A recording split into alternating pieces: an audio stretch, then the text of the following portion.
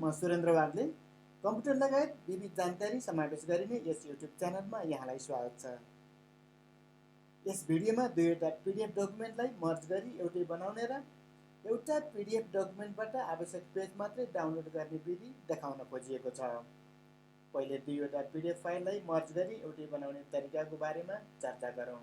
त्यसको लागि हामीले दुईवटा पिडिएफ डकुमेन्टलाई पहिले नै छनौट गरेर राख्दा राम्रो हुन्छ। त्यसैले यहाँ मैले दुईवटा पिडिएफ फाइललाई छनौट गरेर राखिसकेको छु। यसमा एउटा छ नगर वस्तुगत विवरण प्राविधिक प्रस्ताव भनेर यो 5 पेजको डकुमेन्ट छ र अर्को छ यही 5 पेजको डकुमेन्टमा अनुसूचीमा क्वेसनरहरू पनि थप्नु छ। अनुसूची 1 भनेको छ यो चाहिँ 20 पेजको छ। अब यो दुईटा जोड्दाखेरिमा यो एउटै पिडिएफ डकुमेन्ट 25 पेजको भएर आउनेछ। यसलाई मैले देखाउन खोज्दैछु। आउनुहोस् सुरु गरौँ। यसको लागि हामीले ब्राउजर खोल्नुपर्ने हुन्छ। गुगल क्रोम ब्राउजर मैले खोलेको छु र यसमा आई लभ पिडिएफ भन्ने यसको वेबसाइट खोलेर देखाएको छु। हेर्नुहोस् यसमा ilovepdf.com फेरि पनि मैले भने ilovepdf.com यति गरिसकेपछि यहाँ धेरै अप्सन सहितको एउटा होम पेज खुलेर आउँछ। त्यसको लागि अहिले हामीले गर्न खोजेको मर्ज पिडिएफ हो। मर्ज पिडिएफको लागि अब त्यहाँ क्लिक गरिसकेपछि यो स्क्रिन देखा पर्दछ। यसमा अब सेलेक्ट फाइल्स कुन कुन फाइल हो त भनेर हामीले हेरौँ। यहाँ तीनवटा मध्ये दोस्रो हो एउटा। दोस्रोलाई पहिलोमा राख्नुपर्छ। जसलाई अगाडि राख्ने हो त्यसलाई पहिले नै सेलेक्ट गर्नुपर्ने हुन्छ। यसलाई अहिले ओपन गरौँ। यो भइसक्यो भनेपछि अब फेरि दोस्रोलाई गरौँ। दोस्रो पनि कहाँ छ त? यो कम्प्युटरमै छ। त्यसैले क्वेसनर पनि सिलेक्ट गरौँ। 20 पेजको क्वेसनर पनि सेलेक्ट गरौँ। यसलाई पनि सिलेक्सन गरिसकेपछि यो दुईटै सेलेक्ट भए। अब थप हामीले गर्नु छैन भने अब यसमा मर्ज पिडिएफ बनाउँ। यदि थप छ भने फेरि पनि प्लस गरेर हामी कहाँ छ हामी खोज्नुपर्ने हुन्छ। अहिले हामीलाई थप गर्नु छैन त्यसैले मर्ज पिडिएफ भनेर भन्छौँ। अब त्यो दुईटा 5 पेजको डकुमेन्ट पहिलो र 20 पेजको डकुमेन्ट दुईटा मर्ज भइसक्यो। माथि भनेको छ पिडिएफ आई बिन मर्ज भनेको छ र यहाँ देख्न पनि सक्नुहुन्छ यो डाउनलोड मर्ज पिडिएफ। यदि डाउनलोड भएन भने डाउनलोड भनिदिनु होला। त्यसो भएमा आफै पनि डाउनलोड हुन्छ। मेरो कम्प्युटरमा आफै डाउनलोड भएको पनि छ। कहाँ गयो त यो यसलाई थाहा छँदैछ। डाउनलोड भनेपछि डाउनलोड ड्राइभमा गएर चाहिँ बसेको हुन्छ। अब यसलाई सो इन फोल्डर भनेकोमा हेर्नुहोस् यहाँ देख्न सक्नुहुन्छ। यसलाई फेरि ओपन गरेर हेर्नुहोस्। ओपन गरेर हेर्नुभयो भने यहाँनिर अहिले 25 पेजको चाहिँ आयो। पहिलो डकुमेन्ट कतिको थियो? 5 पेजसम्मको थियो। पहिलो डकुमेन्ट 5 पेजसम्मको थियो। कभर पेज समेत 5 पेजसम्मको थियो र त्यसभन्दा तलको चाहिँ 20 पेजको थियो। सबै जोडेर चाहिँ 25 पेजको भनेर आयो। हामी यसरी एउटा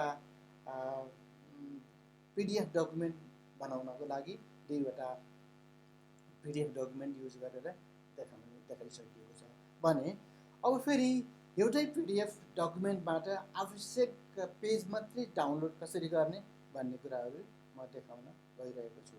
त्यसको लागि पनि हामीले त्यो गुगल क्रोम नै खोलेर जानुपर्ने हुन्छ। गुगल क्रोम खोलेर जाँदाखेरि हामी गुगल क्रोम अहिले अलरेडी खोलिसकिएको छ र यसको पनि होम पेजमा जाउँ। होम पेजमा गइसकेपछि ilovepdf.com को होम पेजमा स्प्लिट पिडिएफ भनेको हामी अर्को अप्सन त्यहाँ देख्न सक्छौँ। यसमा सेलेक्ट पिडिएफ फाइल भनेको छ एउटा मात्रै छ। त्यसैले यो स्थानीय तहको दिग्दर्शन राजस्व अनुसन्धानको राजस्व सुधार कार्ययोजनाको दिग्दर्शन भन्नेकोलाई ओपन गरेर म देखाउँछु। यसमा एक पेजदेखिको 45 पेजसम्मको यहाँ हामी यसरी पनि हेर्न सक्छौँ। हेर्नुहोस् है 45 पेजसम्म डकुमेन्ट हामी यसरी पनि हेर्न सक्छौँ।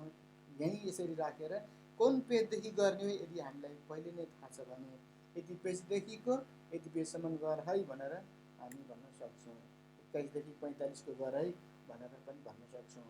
यो भनेको अनुसूची मात्रै डाउनलोड गर्न खोजेको, त्यो चाहिँ 21 देखि 45 पेजसम्मको छ भनेर पहिल्यै थाहा थियो। पहिले हामी निर्गोल गरेर यहाँ आउन पनि सक्छौँ।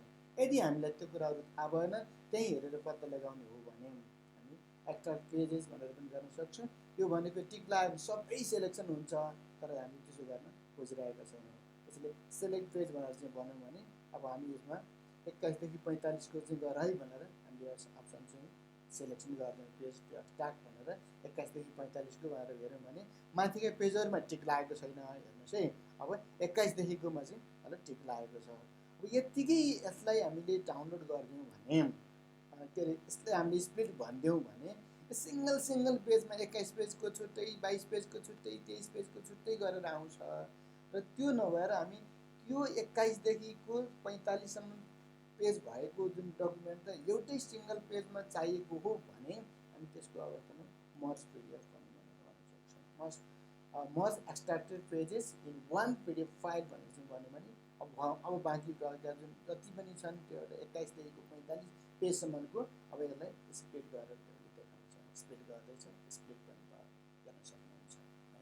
अब यसपछि अब यसमा अहिले डाउनलोड भएन, यो हुँदैछ भइ पनि हाल्यो भनेपछि अब यसलाई पनि भएन भने डाउनलोड स्प्लिट पिडिएफ भन्ने होइन भने आफै पनि भएको हुन्छ। यसलाई पनि फोल्डरमा गएर हेर्ने, फोल्डरमा गएर हेर्दाखेरिमा यसलाई यहाँनिर हामी चाहिँ देख्न सक्छौँ। अब हामी यसलाई हेऱ्यौँ भने के देख्न सक्छौँ त 21 पेजदेखिको फर्स्ट पेज सहितको पत्र 21 भएको छ अनि 20 पेज सहितको अनुसूची 1 मात्रै हामीले डाउनलोड गर्न चाहिँ सफल भएको छ।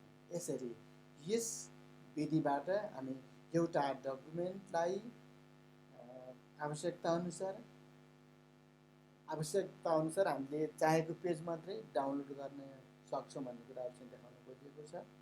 र दुईवटा पिडिएफ डकुमेन्ट अथवा दुईभन्दा बढी पिडिएफ डकुमेन्टलाई एउटै पिडिएफ डकुमेन्टमा मर्ज गर्ने तरिकाहरू पनि गर्न सकिन्छ भन्ने कुराहरू पनि देखाउन खोजिएको छ।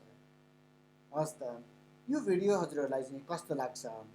यदि यो भिडियो हजुरलाई मनपर्छ भने यसलाई लाइक, कमेन्ट र साथीभाइहरूको माझमा पुर्याउनको लागि सेयर गरिदिनु हुन अनुरोध गर्दछु। हालसम्म पनि यस च्यानललाई सब्सक्राइब गर्नुभएको छैन भने सब्सक्राइब गरेर मेरो हौसला बढाइदिनु हुन हार्दिक अनुरोध गर्दै अब यसभन्दा पछिका भिडियोहरूमा फेरि यिनै सम्बन्धी चाहिँ कुराहरू लिएर उपस्थित हुने बाचा गर्दै यस भिडियोबाट पनि म बिदा हुन चाहन्छु। हस्त, नमस्कार।